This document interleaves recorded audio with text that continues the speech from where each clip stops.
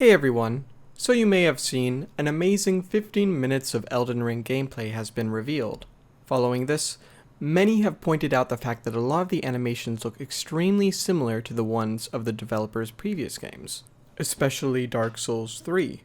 This is something I've pointed out before and after the initial gameplay trailer, but beyond a PvP and combat perspective, I haven't thought much about it, because it really wouldn't affect my experience with the bulk of the game. But when this gameplay footage was released, a lot of the people were starting to realize this too.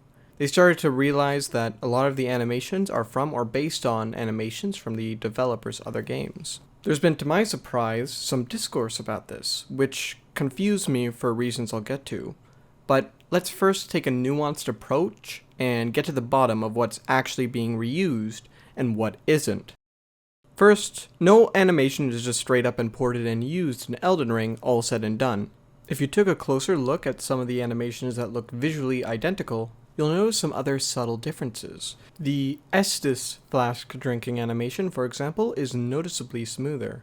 Professional animators likely had to touch up on it quite a bit.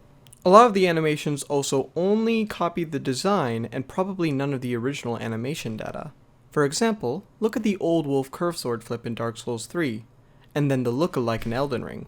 It has some pretty noticeable differences, on top of being one-handed instead of two-handed.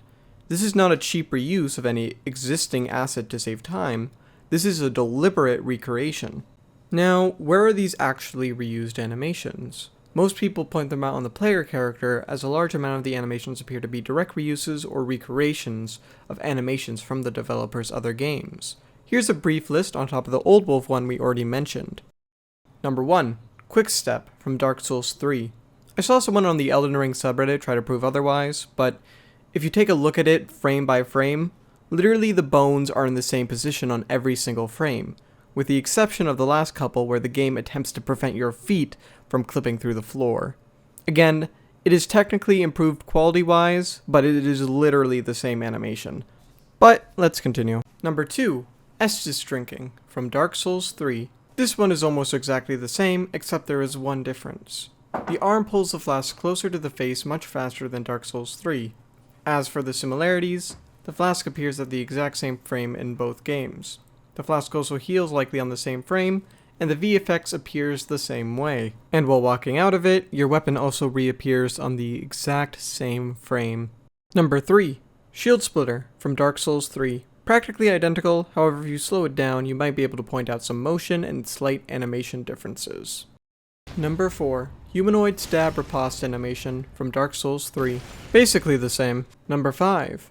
Player Boss Riposte animation and Midir Riposte animation. Basically the same. Number 6. Mortal Draw from Sekiro. I think it speaks for itself. And there's a lot more we could point out. Like, I've not played Dark Souls 2 enough to know if these Twin Blade animations are basically recreations from any moves from Dark Souls 2. But despite these similarities, there are loads of fully unique animations as well, such as the new knockdown animations. I love the ones that make you repeatedly tumble on your side. There's also the several stage charging greatsword, the curved greatsword anime teleport and upswing, the Lucerne charged heavy attack, the new Great Axe horizontal running attack, the Twin Blade moveset, the dual wield scimitar jumping attack, the curved greatsword jump light attack, the spear jumping attack, the spear repeating poke weapon art, the new soul arrow animations, the horse animations, the block counter attack animations, and many, many more. And that's just the player character. Looking at the rest of the game shown, you can tell that most enemies and other NPCs have completely unique, fresh designs and animations. However, there are some exceptions. Skeletons in the catacombs perform the same get-up animation as they do in Dark Souls, and have practically identical equipment. This is despite the models and animations likely being completely remade. They put all this work in, but yet purposely designed it the same. The same can be said about that knight who, despite having his own really cool, unique attack and design, often swinged his sword the same way as the Lothric Knight, got parried, riposted, and died with similar animations to the Lothric Knight. Going back to the player character and their similarities, I've measured some of the frame data of the similar animations on the player character, and I found some of the frame data to be nearly identical. The Estus flask animation is exactly like it was in DS3 as we explained. The flask appears 0.2 seconds into the drinking animation, and the heal likely occurs roughly at the same time in both games. Oh, and like we explained earlier, the player's weaponry appears on the same frame as well, so they're likely able to walk out of the animation in the same amount of time. The player is able to walk out of a roll in the same exact amount of time in Dark Souls 3, about 0.75 seconds into the animation, despite some roll animations looking different. The straight sword swing, the one that is used to clear the illusory wall, despite having a noticeably different animation, has the same startup as the straight sword in Dark Souls 3. So, what are we to think about all this? On one hand, you have animations like Quickstep that were likely direct copies other than smoothing out the frames a little, while on the other hand, you have animations like the old wolf flip that likely had to be completely recreated, yet they wanted the move in the game so badly anyway. So, are they being lazy on assets and ideas? Or maybe people are just looking at this the wrong way. The reality of this is, they've literally done this for every game thus far. They've been reusing knowledge, designs, and frame data from previous games simply because they're taking into account what they know works, and what people old and new to the franchise will like. If they didn't do this at all and try to make fully unique games every time without using their built-up passion and resources from previous games, Sekiro would not be Sekiro, and Bloodborne would not be Bloodborne. They, alongside Elden Ring, would not be nearly as cherished as they are now. Level-headed criticisms can be made of where reusing designs might hurt a game, but you should really think about the nuances of things before you get mad because they didn't make a unique man-opening door animation. The thing is, the primary people I see complaining over this are Souls fans themselves who think they want a completely new game, while in reality, they would likely be complaining far more the other way if they didn't reuse much of the same game elements, design, animations, or mechanics. It's understandable if you wanted something more like Dark Souls 2, which changed the formula a bunch and did some things that resonated with people in its own right.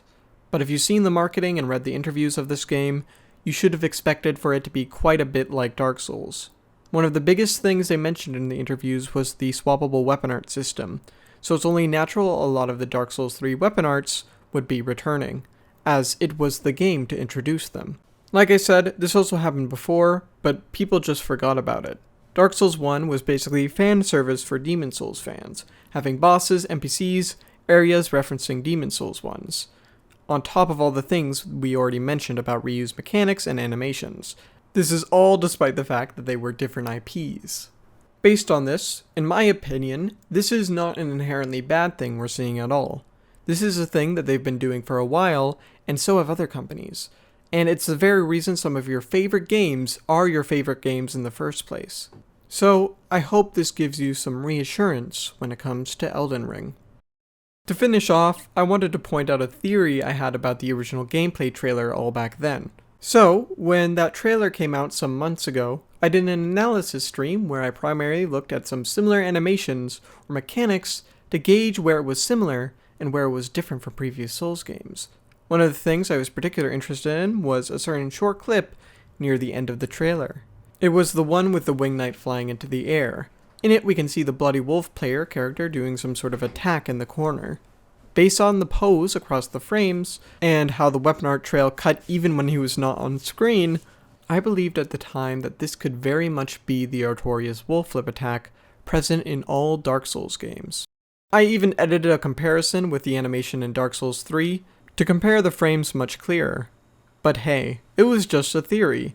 Or was it? Some months later, when we got a gameplay preview, there was also a second trailer at the end, with mostly the same clips as the original gameplay trailer. Although, there was some unique clips, and while live viewing this myself... The tarnished will soon return. So, I want to definitely go back. Is this anything new here? No, this is just the same trailer, right? For The Giants. is a champion to be born. They added also sound effects that weren't there before. Oh, yes! Yes! Yes! Oh, okay, I gotta calm down. This is the wolf. You're overexcited, I literally said that in the freaking corner frame of that freaking trailer, of the first trailer, not the first trailer, but the gameplay trailer, that the character was doing the wolf leap animation. And Let's hope it's actually viable. and it actually is there. Yeah, had to control myself a little. Well, this is what you get when you're a Dark Souls modder. Even just seeing a few frames in the corner of an animation, you can identify it. Expect more content like this. I think I'll next go over some key things I was able to pick up from several viewings of the gameplay trailer. Hope to see you guys there, and thanks for watching.